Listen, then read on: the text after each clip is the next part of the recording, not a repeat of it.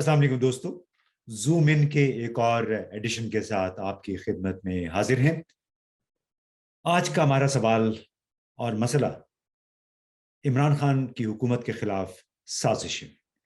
ये साजिश थी या नहीं? एक बार फिर इस मसले पे बहस मुबाहिसा शुरू हो गया है और असल इशू ये है कि क्या इस मौके पे इस मामले को दोबारा छेड़ना मुनासिब है या नहीं, कि ये साजिश थी, प्लॉट था या क्या था। क्योंकि कुछ हकाइक हैं जिनको सामने रखते हुए आप आसानी से फैसला कर सकते हैं कि ये साजिश थी या इस कुछ और था।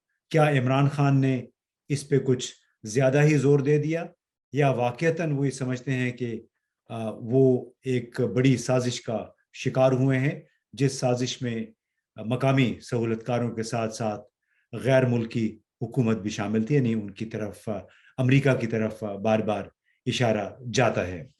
तो अब सवाल बुनियादी यह है कि इस मामले पे क्या वक्त ज़ाया करने की ज़रूरत है? अगर वक्त ज़ाया कर रहे हैं तो फिर उन कुछ हकाइक पे नज़र डालें जो बज़ाहिर अमरीकी सदर जो बाइडन की नाराज़गी का सबब बने।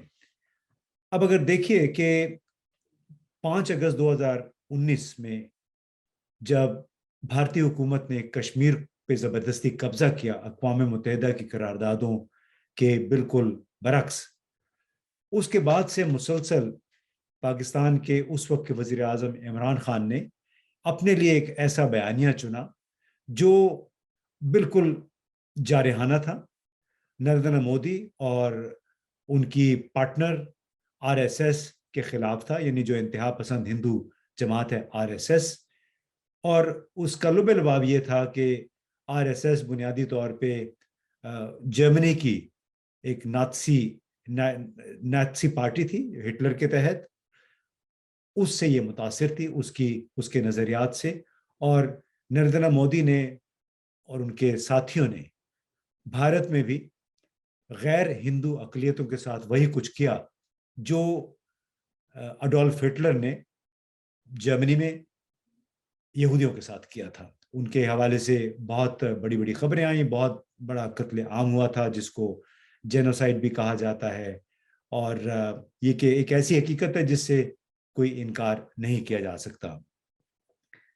तो अब अगर हम ये देखें कि एक तरफ इमरान खान ने भारतीय क़यादत और वहाँ पे मौजूद आरएसएस, शिवसेना और बीजेपी की जो इंतहाई नामुनासिब पॉलिसियाँ थी अक़लियतों के हवाले से, यानी मुसलमानों, सिखों, ईसाइयों के हवाले से, वो पॉलिसी इख्तियार की। उसके हवाले से बहुत एक जारहाना अंदाज इख्तियार किया इमरान खान ने। अब उसमें एक गड़बड़ हो गई कि उसी की वजह से अमरीकी क़यादत भी पाकिस्तान के खिलाफ हो गई। क्यों?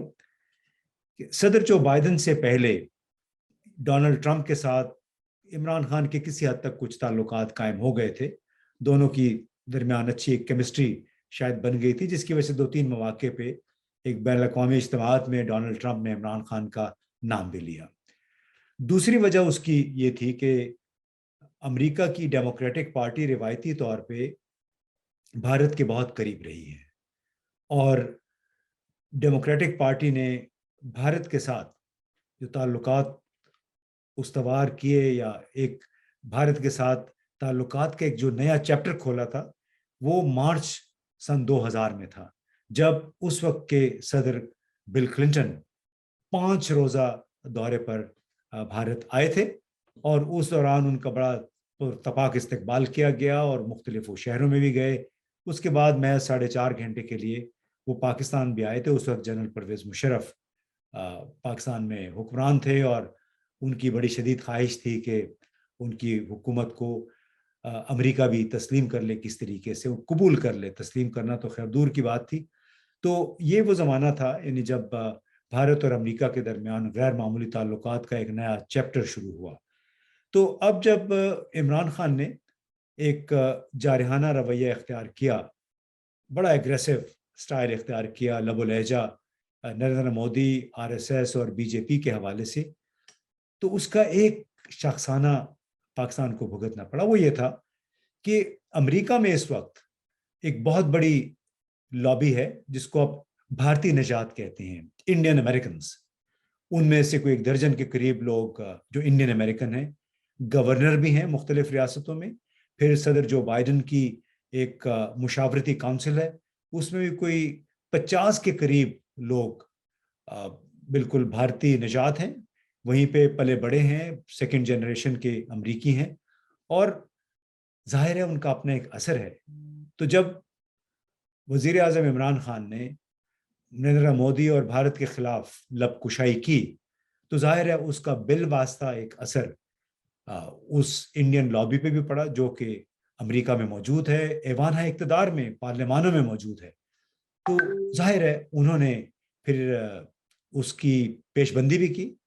پیش بندی یہی کی کہ اس انداز میں انہوں نے ایڈوکیسی کی نئی انتظامیہ کے ساتھ. انہیں جب جنوری 2021 میں جو بائیڈن برسر اقتدار آئے، اس کے بعد سے آپ کو معلوم ہے کہ نہ انہوں نے خود عمران خان یعنی اس وقت کے وزیر اعظم کو کوئی فون کیا، کوئی دعوت دی، بلکہ وزیر خارجہ اینٹونی بلنکن نے بھی اپنے ہم منصب شاہ محمود قریشی یا خود وزیر اعظم عمران خان کے ساتھ کوئی فون پہ بات چیت کرنے کی زحمت گوارا نہیں کی. اس سے صاف ظاہر ہو گیا تھا کہ بائیڈن انتظامیہ نے بنیادی طور پہ پاکستان کے ساتھ تعلقات کو ڈاؤن گریڈ کر دیا ہے. جو بائیڈن یعنی جو صدر ہیں، ان کے نزدیک پاکستان کے ساتھ تعلقات اس وقت تک استوار نہیں ہو سکتے تھے جب تک یہ محسوس ہو رہا تھا کہ جب تک عمران خان وزیر اعظم ہے. اس کی شاید ایک وجہ یہ بھی تھی کہ ڈونلڈ ٹرمپ کے ساتھ بھی وزیر اعظم عمران خان کے کچھ تعلقات بنے. ایک اور تیسری بڑی وجہ جو پاکستان کے لیے نقصان کا باعث بنی وزیر اعظم کے ایک بڑے دو ٹوک بیان کی وجہ سے. وہ دو ٹوک بیان یہ تھا کہ پاکستان کا سیاسی اور اقتصادی مستقبل چین کے ساتھ جڑا ہوا ہے.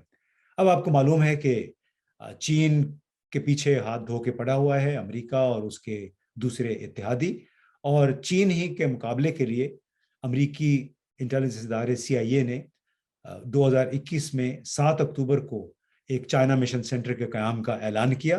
اور اس سینٹر کا بنیادی مقصد ہے چین کے بڑھتے ہوئے اثر و نفوذ کو محدود کرنا اور اس کے حوالے سے کوئی حکمت عملی ترتیب دینا.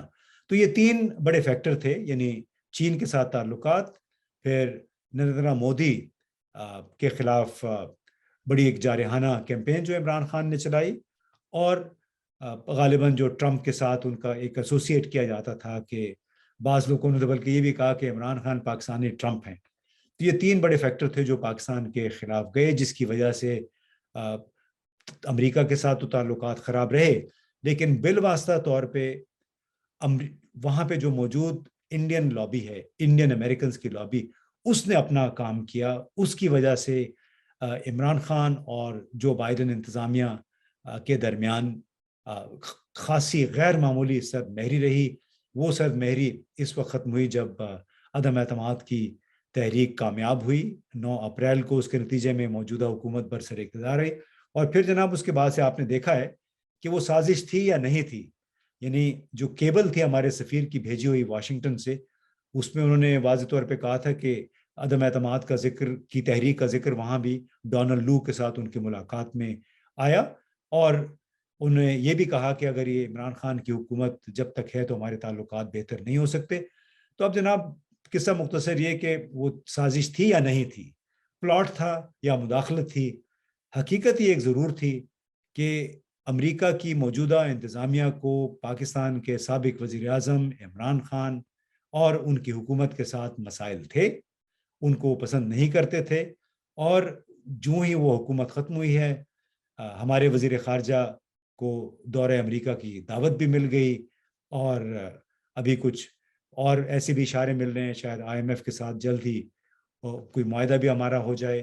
تو سازش تھی یا نہیں تھی، پاکستان کی سابقہ حکومت ناپسندیدہ تھی واشنگٹن میں، اور لگتا ہے کسی وجہ سے اس کا خاتمہ بھی ہوا.